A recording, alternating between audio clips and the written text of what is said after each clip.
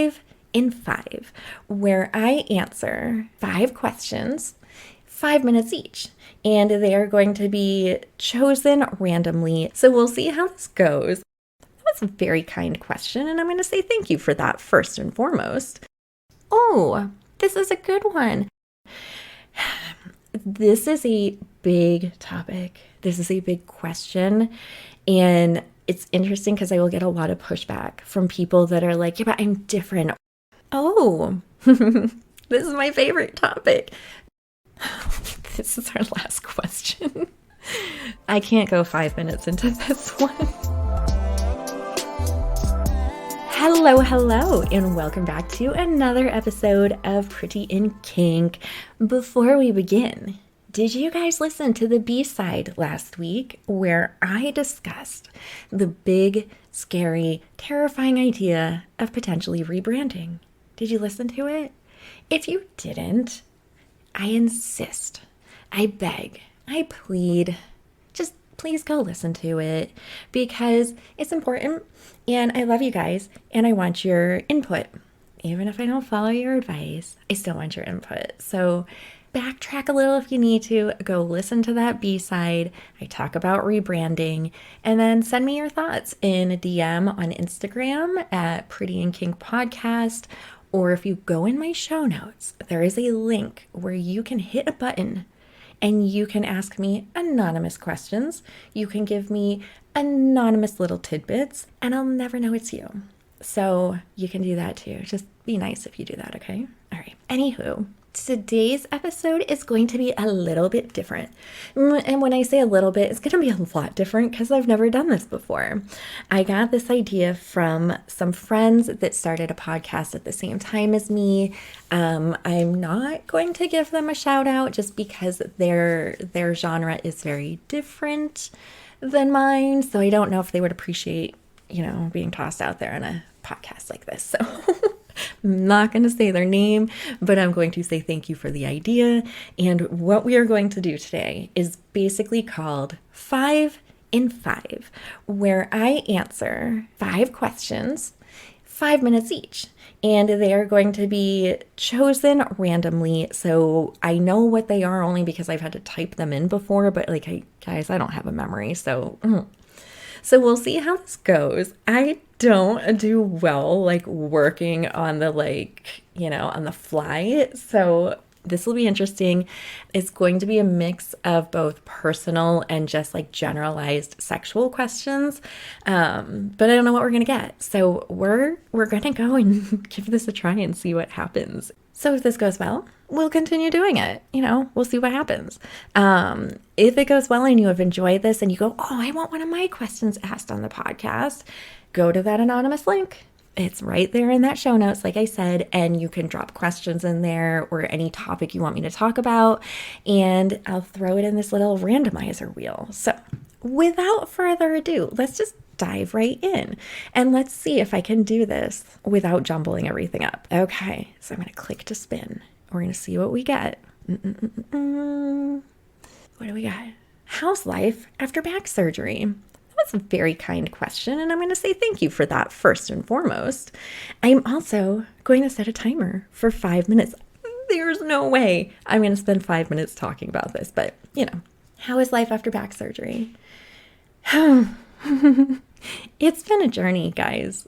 It has kind of taken me by surprise with how much of a journey it has been.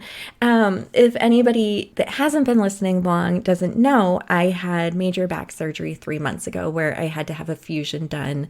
So, I had some screws put into my spine to make me a little bionic, which is exciting. But I seem to have been hit with the surgery blues, and it's been really, really hard, quite honestly. I had surgery on the same spot in my back. It was just under a year, 11 months, I think, before this past surgery. So I had been in physical therapy, dealing with all of that, leading up to this most recent surgery. So I am fortunate that I went into the surgery very healthy, a good weight. I was fairly fit. So my physical recovery has been really nice. My mental health, it's gone to shit a little bit. I'm not going to lie. It's been hard. I am taking nerve pain medication that I'm a lightweight, and so everything kind of affects me a little bit more. So I just feel like the medication numbs me a little bit. And I feel like it sort of robs me of my creativity. I haven't been physically active like I like. I used to be very fit, and I would just do simple things like I would walk 4 to 5 miles a day, and I would do like body weight exercises. Genetically, I've just always been very fortunate that my body responded well to that. And then the discs in my spine were like, hey, bitch, what's up? What's going on? Did you forget we were here? Let's remind you. And they decided to kick back and relax on my sciatic nerve, which then waged war on my entire left leg that left me at times like completely incapacitated. So I have been living in this weird headspace of living in a little bit of fear of becoming active again. Not a little bit. I'm very fearful of being active again, so I've been quite restrictive. And it's rough. I'm terrified to start doing things again because, like, what if this happens again? I've already had 2 surgeries for this. So my headspace has been, and because I don't like my body right now, that's been tricky because I create adult content. And so that includes, like, hey, look at this body. Do you like that? You want more? Dude, I can't do that shit right now. I am absolutely disgusted with my body right now. And so that has been hard. I've always really enjoyed creating and doing the process of like taking photos. I've always loved that. And so losing that has been very hard for me, and trying to get back into it when I'm not physically where I want to be has been hard. And I just find myself retracting a lot in my mental health. And I've been having to work really, really hard to get out of that headspace and just push myself forward. But ironically, like I actually, in the episode where I said like I was dumped, but not dumped, but kind of dumped, that kind of, I don't know, that flipped a little bit of a switch in me. He and I had both talked about like our lifestyles, and he said how much he wanted to change his. And you know, we had talked about it on our last kind of date together of like, man, you know, we were both eating like shit. And, you know, I was saying how I don't like my body, and he was talking about things that he was going through. And so after that phone call, it was like a switch got hit. And I have caught myself this week making a much bigger effort at working towards being in a better space mentally and physically. So yeah, that's how life is after my back surgery. And thank you so much for asking. Like, I cannot even begin to explain the kindness that I've received from everybody on the internet while I'm recovering, and that just means a lot. So thank you. I can't believe that I just spent a whole 5 minutes talking about that. Oof. Okay. All right. I'm going to spin again. Are you ready? Let's see what we get. I get nervous when this is spinning. I'm like, what's going to pop up? Oh, this is a good one. How do I force myself back into the dating scene, but nervous about jumping back in? I like this one. All right. Timer is started. How do you force yourself back in? You know what? You just do it. You just do it. It sucks. It's scary. It's hard, but you just have to do it. And what I have found for myself, I'm incredibly nervous. I have horrible anxiety.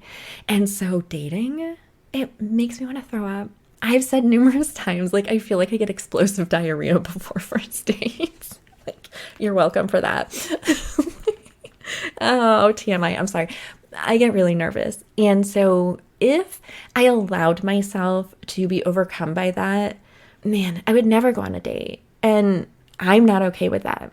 I am okay with being single, but I am not okay with holding myself back. And so you need to find a way to overcome the nervousness about getting back out there and just be like, you know what?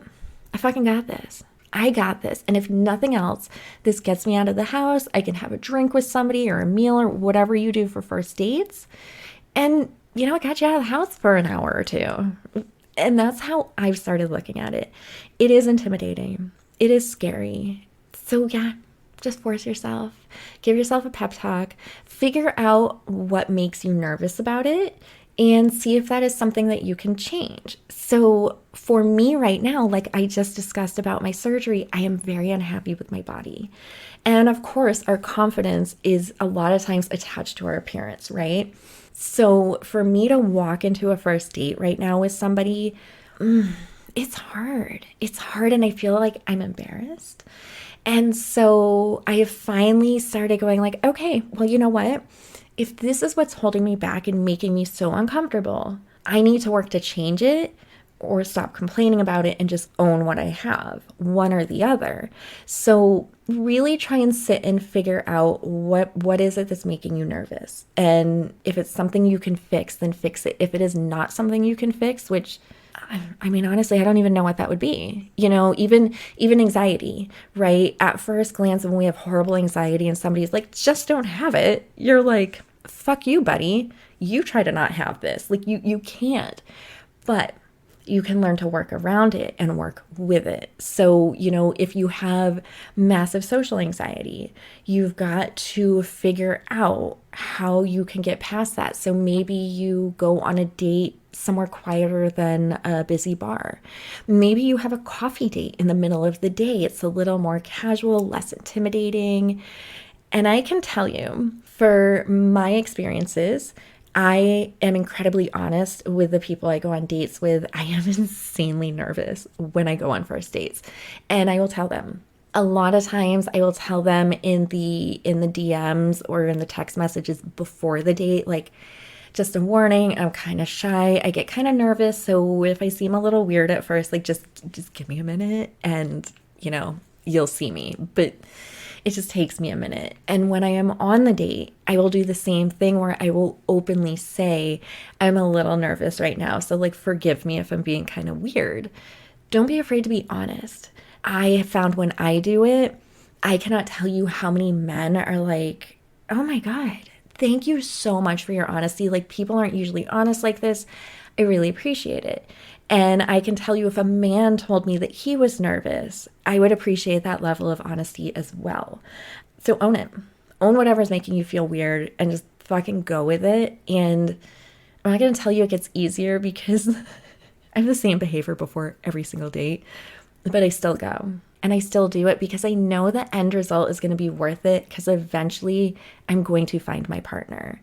And that's how you have to look at it. So I'm kind of impressed with myself because there is 18 seconds left of this and I just finished up. Bravo for me.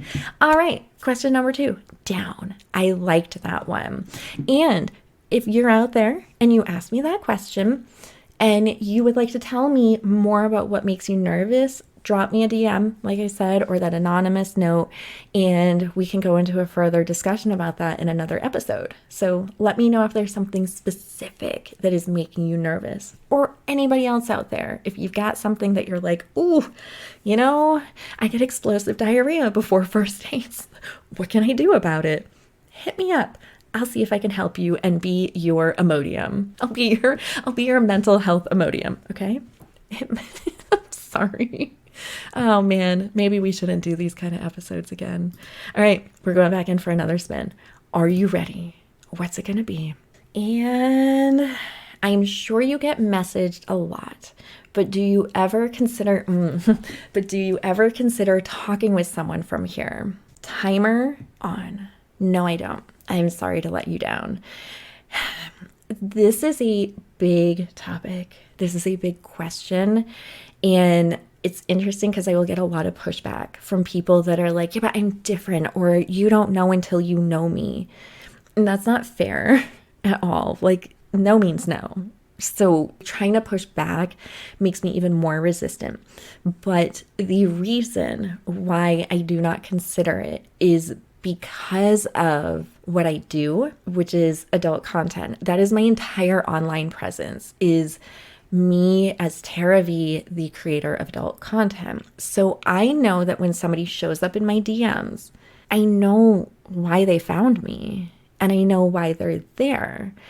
And so it's immediately, I feel like, an unfair advantage if they suddenly say, like, I want to go on a date with you. And I go on a date with them and they have already decided that they somehow know me, which my online presence is just a fraction of who I actually am. But in a viewer's mind, I do give a lot on my social media. And so it feels very uncomfortable to me, the idea of putting myself in a position with somebody that essentially knows me and knows me in a sexual manner, right? Because that's what I'm doing, is I'm sexualizing myself and I'm putting my body out there in lingerie, right? I am on OnlyFans putting my body out there completely naked. I have people that have followed me since the days that I was on Pornhub, where I did couples work, where they have seen the kind of sex that I like. I don't want to walk into something like that with nothing while they have everything, because you've already created an image of me. And no matter how much you say, that's not why I like you because I can see your personality in your stories, or you just seem so nice, like there's so much more to you. There is 100%, but you're already biased. And as much as you want to say, like, oh, I really like your personality, you still showed up here for a different reason. And that will forever make me uncomfortable. And so I will never consider doing it. The only time I have has been with people that we had a mutual contact, and that contact could massively vouch for them. And I mean, like, massively vouch for them. And then I'm trying to think, there is one other person that made it into my DMs, and we did end up meeting. And the reason for that was his behavior towards me. I was very cold at first when he came into my DMs, and it was a very professional DM. He was looking to photograph me, and I was very cold and standoffish, and eventually just put it out there, like, dude, I know what you're doing. This is what people do. I appreciate it, but like, don't. But we did end up developing a rapport and actually became friends. And it took us, I think, a year before we met each other in person. And so I feel like that was a very unique situation, and one that, you know, all the stars would have to align, like everything would have to be perfect and laid before me properly for me to consider meeting somebody. And so, no, I won't. So yeah, I mean, that's like a fluke thing, but I truly don't really consider ever doing it ever, because it's just too dangerous, and it's just, it feels unfair. And even say I did, and I don't know, we had a great time, and it developed into something that would always be in the back of my head of like, did they like me for that? And then what if I lose my body? What if I lose my looks? Like, they came to me for this image, and what if I lose it? Will I lose them? Or it would just create way too many insecurities that I'm just not willing to deal with, honestly. So I'm sorry, but no. But I appreciate the way you asked. That was very nice. I did it with 5 seconds left. I'm so proud of myself for this. All right. I hope you guys are enjoying this. It is kind of fun. It gets me a little nervous because I don't know what's going to pop up. But, you know, it's kind of fun being surprised. Let's see what we got. Oh, this is my favorite topic. Do you prefer younger guys? Well, as a matter of fact, I do. I am a little bit of a cougar. Now, before you get yourself all excited, I am not a super cougar. I have been with men that were much younger than me. I believe the biggest age gap was 18 years. That's a big one. That was actually somebody that was incredibly vouched for by a friend. I do not think I would have ever actively like gone on a date with this man if I had just like stumbled upon him on a dating app because of his age. But we had a mutual friend, and so yeah, there's a huge gap with that. But I do tend to stay away from much younger. I had a dating phase for a little bit over the last 3 years where I would almost seek out much younger men because then I couldn't get attached to them.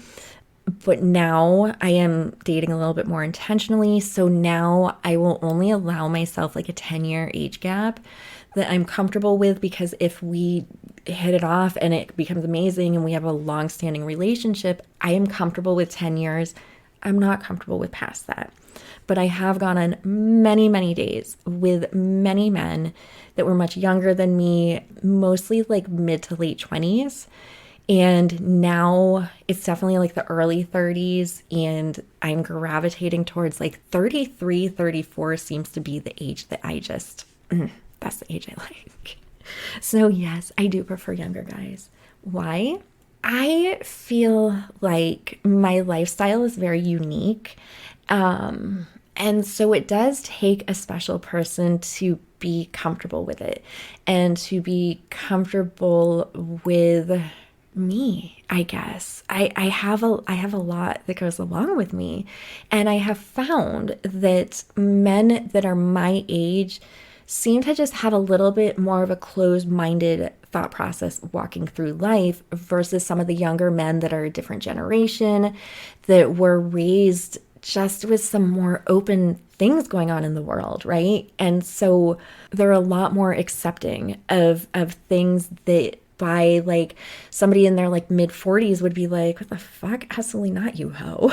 You know? I also have an incredible aversion to children, like incredible aversion to them. I'm sorry, any moms out there.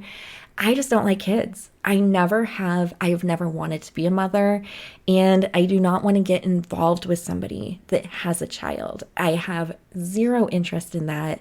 I will run in the other direction if I realize that they have a child. I just don't want anything to do with that. And so if I go for my age range, they're a lot more settled in life. The likelihood is that they have had children.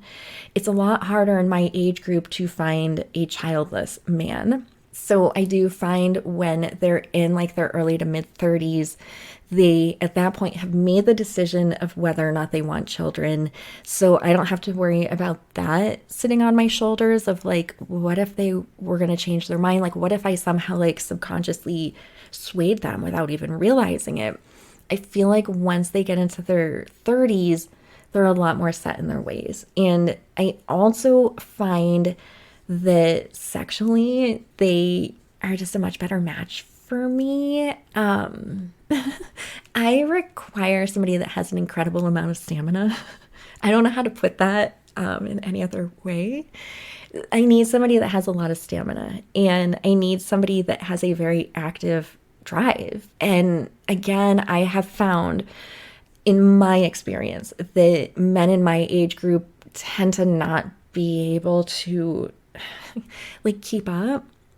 I don't know, this feels like such a weird conversation the way I'm saying it, but yeah.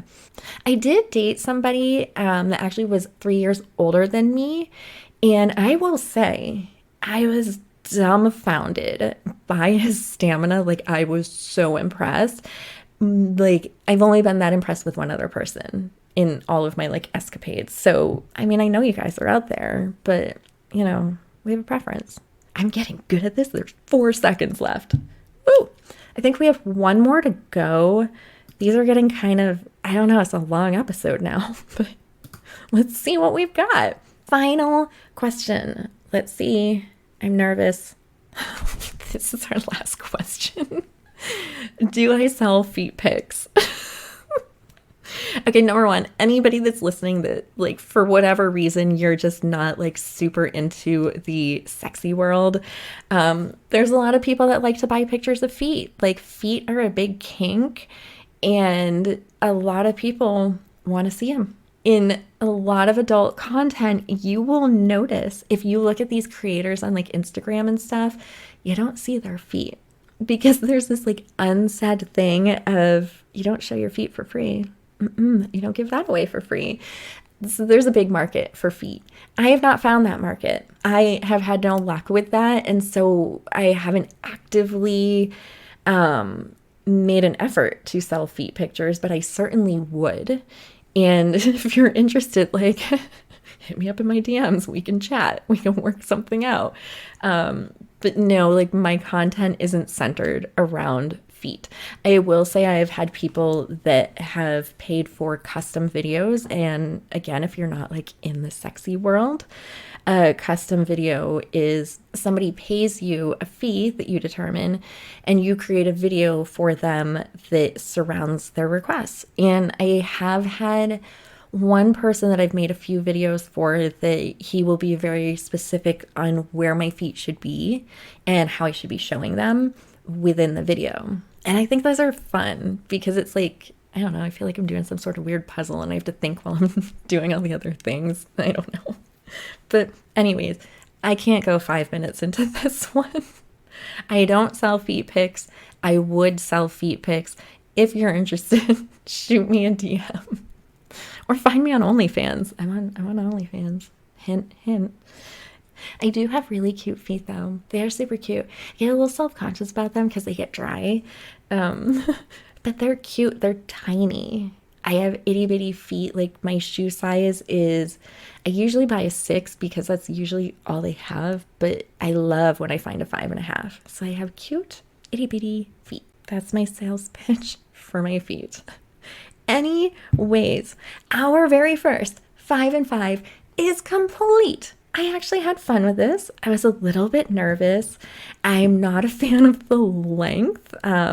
Hopefully you guys don't mind an episode that's a little over 30 minutes, but this was fun. And I have a lot more questions on that wheel, but I would love more. So I'm going to tell you again, hit me up in my DMs on Instagram at Pretty in Kink Podcast, or go in the show notes and click that link for the anonymous questions and you can put them there.